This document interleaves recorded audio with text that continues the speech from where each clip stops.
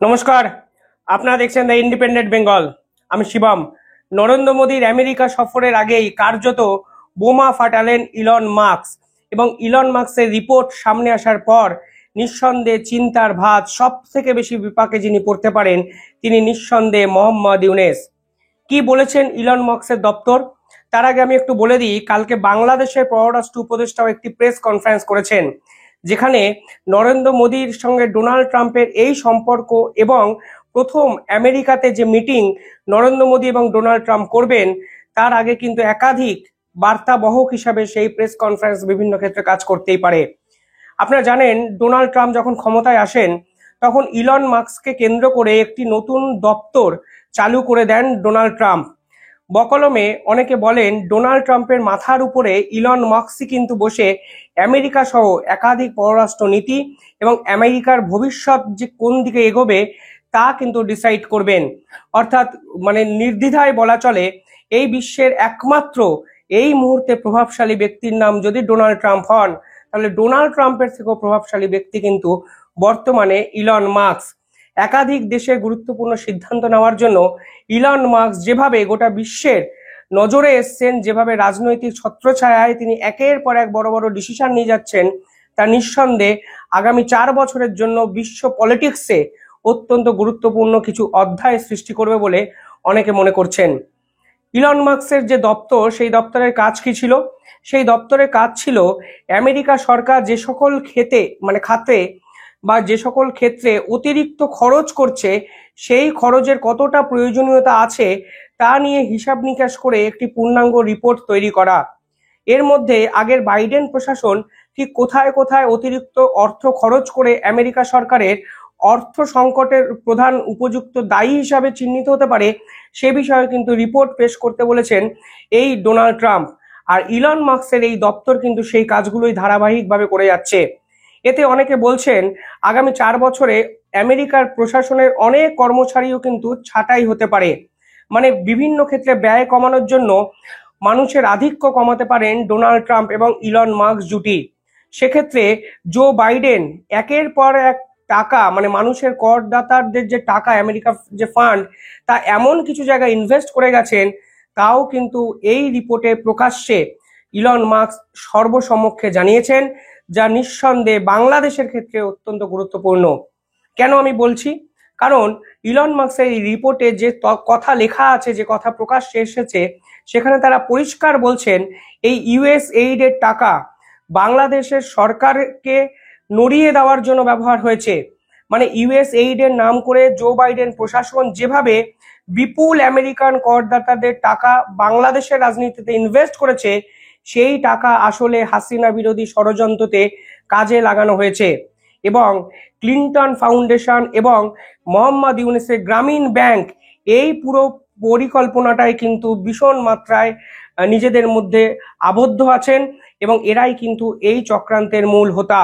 অর্থাৎ জো বাইডেনকে মাথার উপরে বসিয়ে ক্লিন্টন ফাউন্ডেশন এবং গ্রামীণ ব্যাংক, মোহাম্মদ ইউনুসের গ্রামীণ ব্যাংক দিনের পর দিন ইউএসএইড এর টাকা কিভাবে নয় ছয় করেছে তার সম্পূর্ণ রিপোর্ট কিন্তু এই ইলন মাস্কের দপ্তর প্রকাশ্যে এনেছে, যা প্রকাশ পাওয়ার পর কার্যত আমেরিকা প্রশাসনও কিন্তু নড়ে গেছে। অর্থাৎ আমেরিকান মানুষদের করদাতার টাকা হাসিনা বিরোধী চক্রান্তে ব্যবহার করা হয়েছে, এবং এই চক্রান্তে ব্যবহার করেছেন স্বয়ং জো বাইডেনের আগের যে পার্টি তারা। অর্থাৎ জো বাইডেনের ডেমোক্রেটরা যেভাবে আমেরিকার মানুষের করদাতাদের টাকায় বাংলাদেশের রাজনীতিকে পাল্টে ফেলেছেন, তা নিঃসন্দেহে ডোনাল্ড ট্রাম্প এবং ইলন মাস্ক কোনোভাবেই খুশি হতে পারেননি। আর এই মধ্যে কিন্তু নরেন্দ্র মোদীর এই বুধবারে ডোনাল্ড ট্রাম্পের সঙ্গে একটি মিটিং করবেন, 1:1 মিটিং। আর এই মিটিং এর আগে ধারাবাহিকভাবে যে ঘটনাগুলো ভারত এবং বাংলাদেশের সম্পর্ককে বিচলিত করেছে, সেই কথাও কিন্তু এই মিটিং এ বিভিন্ন ক্ষেত্রে উঠে আসবে। এর আগে ডোনাল্ড ট্রাম্পের সঙ্গে মিটিং এর আগে ভারত সরকারও কিন্তু একাধিক পদক্ষেপ নিয়েছে। কি পদক্ষেপ নিয়েছিল? তারা আমেরিকার যারা মোটরসাইকেল কোম্পানি যারা ভারতবর্ষে ব্যবসা করে তাদের উপর থেকে কিন্তু কর কমিয়ে দেয়। অর্থাৎ ডোনাল্ড ট্রাম্পকে কিন্তু কনফিডেন্সে নেওয়ার একটা চেষ্টা ভারতের নরেন্দ্র মোদী এর আগেই করে রেখেছেন। এরপরে কি হলো?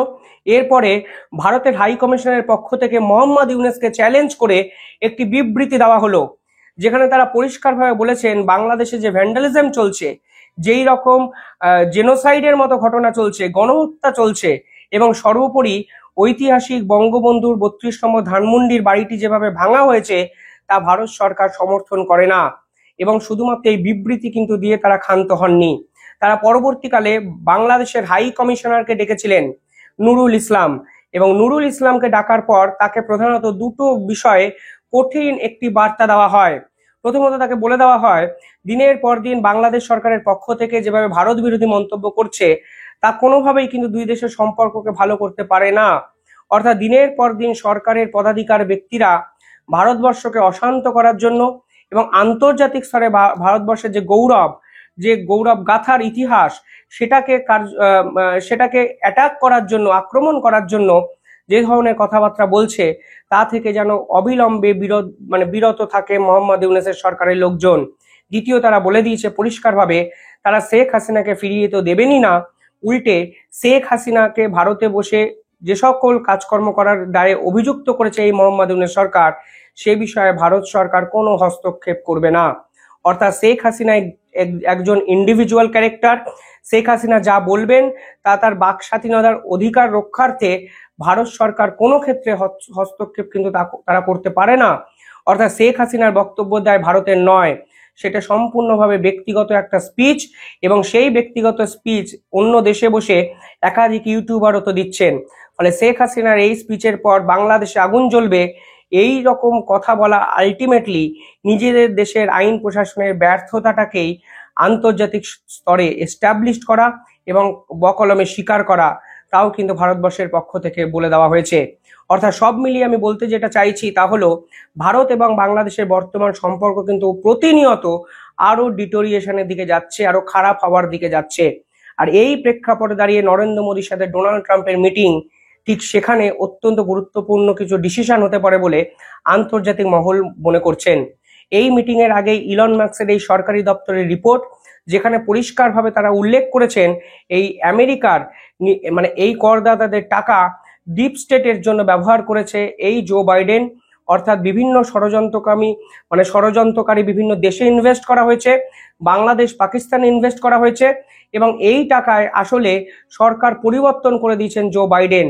এই একটা রিপোর্ট আসার পরেই নরেন্দ্র মোদী পাল্টা মোহাম্মদ ইউনূসকে চ্যালেঞ্জ করে বঙ্গবন্ধুর বাড়িকে ভাঙচুর করা নিয়ে তীব্র ক্ষোভ প্রকাশ করে। আর এই প্রেক্ষাপটে দাঁড়িয়ে ডোনাল্ড ট্রাম্প এবং নরেন্দ্র মোদীর সঙ্গে যে মিটিং হয়েছে বা মিটিং হতে চলেছে আগামী বুধবার, তা কিন্তু অত্যন্ত গুরুত্বপূর্ণ, অন্তত সাউথ ইস্ট এশিয়ার পলিটিক্সে। বাংলাদেশ সরকার কি করেছে? বাংলাদেশের পররাষ্ট্র উপদেষ্টা এই সময় একটা অন্য রকম চাল খেলার চেষ্টা করেছেন। তারা ভারত এবং আমেরিকার এই মিটিং এর আগেই চীনকে কনফিডেন্সে নেওয়ার চেষ্টা করেছেন। কালকে পররাষ্ট্র উপদেষ্টা কি বলেছেন আমি একটু আপনাদের শোনাতে চাই। তারা বলেছেন বাংলাদেশের রোগীরা ভারতের চিকিৎসা ভিসা পেতে অসুবিধার সম্মুখীন হচ্ছেন, তাই আমরা চাইছি ভারতের বদলে চীন যেন আমাদের চিকিৎসায় সহায়তা করবে, এবং চীন প্রশাসন নাকি কিছুদিনের মধ্যেই ঢাকার নিকটতম কুনমিংয়ে দুটি হাসপাতাল তৈরি করবে, এবং ওই দুটো হাসপাতালে এক্সক্লুসিভলি বাংলাদেশিদের চিকিৎসা করা হবে। এই কথা কিন্তু তারা বলেছেন, কারণ ভারত যেহেতু ভিসা দিচ্ছে না, তাই বিকল্প জায়গা অর্থাৎ চীনে তারা বাংলাদেশিদের চিকিৎসার একটা বন্দোবস্ত করবে, তা বাংলাদেশের পররাষ্ট্র উপদেষ্টা বলেছেন। এবার কোন প্রেক্ষাপটে আপনারা বলেছে দেখুন। ডোনাল্ড ট্রাম্প 100% চীন বিরোধী। ভারতবর্ষ নিঃসন্দেহে চীনের সঙ্গে এই টাই আপকে খুব গুরুত্ব সহকারে বিবেচনা করবে না। ঠিক সেখানে দাঁড়িয়ে বাংলাদেশের পররাষ্ট্র উপদেষ্টা বলছেন বাংলাদেশিরা পরবর্তীকালে চীনকে চিকিৎসার জন্য বেছে নেবে। দেখুন আবার মানুষকে এরা কিভাবে ভাওতাবাজি দেয়। চীনের চিকিৎসার যে কস্টিং তা কি ভারতের চিকিৎসার কস্টিং এর থেকে কম? উল্টে অনেকটা বেশি। একজন ঢাকা থেকে বাংলাদেশ থেকে ঢাকার বাংলাদেশ থেকে ভারতবর্ষে যে টাকায় আসেন, সেই টাকার প্রায় 5 গুণ টাকা বেশি এক এক সময় লাগে চীনে যেতে। ফলে শুধুমাত্র তাই নয়, চীনের চিকিৎসার যে কস্ট, চীনের যে টাকার পরিমাণ, বাংলাদেশের টাকার পরিমাণে যে পার্থক্য, তা ভারত এবং বাংলাদেশের টাকার পার্থক্যের থেকে অনেকটা বেশি। ফলে সেই প্রেক্ষাপটে দাঁড়িয়ে ভারতের বিকল্প চীন এই রকম একটা এস্টাবলিশমেন্ট তারা বাংলাদেশের মানুষকে আবার খাওয়ানোর চেষ্টা করছেন। উল্টে তারা একবারও বলছেন না আমরা আমাদের দেশের চিকিৎসাকে উন্নত মানের করার চেষ্টা করছি। তা বলার জায়গাতে তারা নেই, কারণ বাংলাদেশের চিকিৎসা ব্যবস্থা কখনোই উন্নতি করবে না, কারণ অর্থ বাংলাদেশে এই মুহূর্তে একদম তলানিতে গিয়ে পৌঁছেছে। বৈদেশিক মুদ্রা কমে গেছে। IMF পরিষ্কারভাবে বলে দিয়েছেন 3 মাসের মধ্যে বাংলাদেশ দেউলিয়া হয়ে যাবে। বস্ত্রশিল্পের অবস্থা শোচনীয়। জিডিপির কথা আমি তো আর বললামই না। তাই তারা এই সকল আসল ইস্যুগুলোকে ছেড়ে ভারতের বিকল্প চীন, তা কিন্তু আন্তর্জাতিক স্তরে একটা ঘোষণা তারা কালকে করে দিয়েছেন। আর তারা এটাকেও বলার চেষ্টা করেছেন ভারতবর্ষ নাকি ভিসা দেয় না, কিন্তু একবারও তারা বলেননি ভারত চাল ডাল মুসুর ডাল ডিম দুধ ইত্যাদি দেয় বলে তাদের সাধারণ মানুষ দিনের শেষে কিছু খাওয়ার একটা জায়গা তারা তৈরি করতে পেরেছেন। না হলে কিন্তু সেটাও তারা পারতেন না। অর্থাৎ প্রশ্নটা উঠতেই পারে, মোদির এই ডোনাল্ড ট্রাম্পের সঙ্গে মিটিং এর আগেই তারা কি চীনকে কনফিডেন্স নিতে চাইছেন, নাকি ভারতকে পাল্টা বার্তা দিতে চাইছেন যে আমাদের সঙ্গে চীন আছে, তাহলে তারা এখনই কেন ঘোষণা করে দিতে পারছেন না যে আজ থেকে একজন বাংলাদেশিও ভারতবর্ষে চিকিৎসার জন্য যাবে না। দেখুন, আমি নিজে ব্যক্তিগতভাবে মনে করি বাংলাদেশিরা যদি ভারতবর্ষে চিকিৎসার জন্য আসেন তাহলে বাধা দেওয়া উচিত নয়, কারণ দিনের শেষে চিকিৎসা এমন একটা জিনিস, তা সকলের সমানভাবে যার এফোর্ট করার ক্ষমতা থাকবে তিনি করতেই পারেন। এ বিষয়ে আমার কিছু বলার নেই, কিন্তু প্রত্যেকটা ইস্যু নিয়ে রাজনীতি কারা করছে আপনারা ভাবুন। এই চিকিৎসার জন্য যারা আসবে তারা হচ্ছে চিকিৎসা ভিসাতে আসবে, এবং আপনারা জানেন হয়তো যে ভারত কিন্তু চিকিৎসা ভিসা বন্ধ করেনি। মেডিকেল ভিসার জন্য তারা ভারতে আসতেই পারেন, কিন্তু তারা লিখেছেন ভারত ভিসা দিচ্ছে না। অর্থাৎ মেডিকেল ভিসা ভারতবর্ষ যেখানে খোলা রেখেছে, ঠিক সেখানে তারা অকারণে ভারত এবং চীনকে নিয়ে, চিকিৎসাকে নিয়ে সর্বোপরি রাজনীতি করার চেষ্টা করে যাচ্ছেন এবং সাধারণ মানুষকে ভুল বোঝানোর চেষ্টা করছেন। চিকিৎসা ভিসা ভারত কিন্তু প্রথম দিন থেকে চালু রেখেছে। আজ অবধি ভারত কিন্তু এই মেডিকেল ভিসা দিনের পর দিন ইস্যু করেছে। ভারতবর্ষ কোন ভিসা আটকেছে? সাধারণ ট্যুরিজম ভিসা কিছু ক্ষেত্রে আটকে দিয়েছে, কারণ বর্ডারে যেরকম উত্তেজনা হচ্ছে, যেখানে সিকিউরিটির একটা বড় প্রশ্নচিহ্ন তৈরি হয়েছে, ঠিক তারা এই মুহূর্তে এই ট্যুরিজম ভিসা কিন্তু এই মুহূর্তে বন্ধ রেখেছে। কারণ ভারতের যেরকম কর্মচারী যখন ভিসা অফিসে বাংলাদেশে কাজ করেন, সেই কাজ করার পরিস্থিতিও কিন্তু নেই, ফলে ম্যান পাওয়ারও কমে গেছে অনেকটা, তা ভারত সরকার অফিসিয়ালি বলেছেন।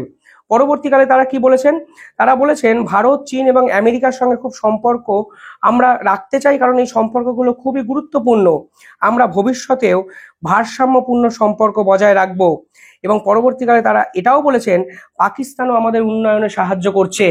যে দেশের নিজেরাই উন্নত নয়, যে দেশের উন্নয়নের ছবি বাংলাদেশের থেকেও খারাপ, সেই একটা দেশকে বাংলাদেশের সর্বক্ষেত্রে টেনে এনে উন্নয়ন করার বার্তা সাধারণ মানুষকে খাওয়ানোর চেষ্টা করা হচ্ছে সরকারের পক্ষ থেকে।